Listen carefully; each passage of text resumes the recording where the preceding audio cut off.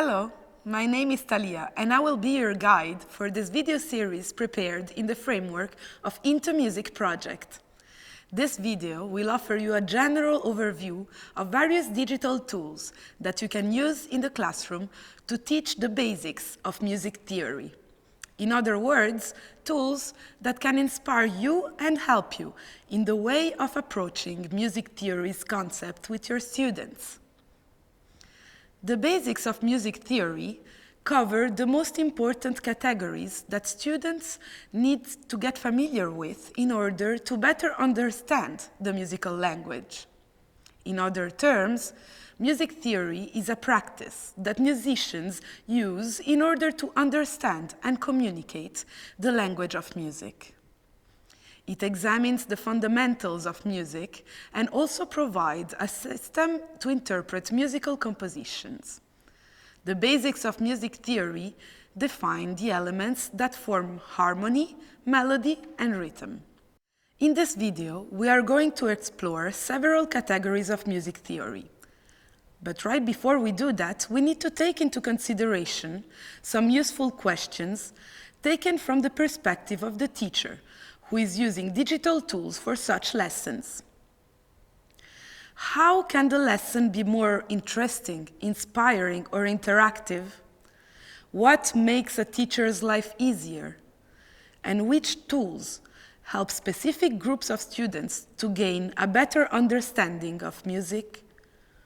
For the next steps, let's make sure that we have access to some equipment, such as a laptop, a projector, speakers, an interactive board, tablets, or mobile phones. Usually, at schools, students are not allowed to bring their mobile phones in the classroom. In some cases, nowadays, phones are allowed for specific lessons such as music lessons. Here at intoMUSIC, we chose 5 categories for this topic: notation, rhythm, scales, intervals, and chords that are the ones that can provide the student with the basic information about music theory. Let's start with notation. With the term music notation, we refer to the symbols used in written music. Music notation or music notes allow music players to specify 2 of the main characteristics of music: the note to be played and its duration. In order to read music notes, children will need to learn to identify the clefs, the different types of musical notes, the note values, and the rest durations. Let's hop into rhythm. When we talk about rhythm in music, we refer to the recurring movement of notes and rests in the time. It's the human perception of time. The most important elements that involve musical rhythm include the beat, the meter, the time signature, the tempo, the strong and weak beats, and the accents. Then we have the scales. Understanding musical scales and their functions is essential when learning the basics of music theory. A scale is an ordered sequence of notes within an octave arranged by their pitch. The ascending or descending interval relationships among the note pitches define each scale. This sequence of distances, better called intervals, differ according to the several types of scales, giving them as a result a unique individual sound to each of them. We now go to intervals. An interval is the distance between 2 notes. There are several intervals. We measure these intervals by the number of half steps, whole steps, and their position in the scale. Intervals are also the foundation of both harmony and melody. Playing 2 or more notes at the same time creates harmonic intervals, also called chords. Playing single notes in a sequence make melodic intervals, also called melodies. We describe intervals by using a number related to a distance and a prefix which describes quality. These numbers are first, unison, second, third, fourth, fifth, sixth, seventh, and eighth, octave. Lastly, we are using a prefix to describe the interval's quality. The 5 interval qualities are major, minor, perfect, augmented, and diminished.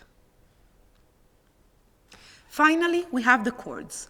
Chords are the harmonious building blocks of music. They evoke emotion and provide the foundation to create melodies. The chords and the chord progressions in a piece of music support or complement the melody. The basic types of chords are major, minor, diminished, augmented. Knowing how to build chords and how they interact with each other is essential when learning music theory. Here at intoMUSIC, we made a selection of online resources and digital tools that we consider helpful in the teaching of the basics of music theory. Let's check them out.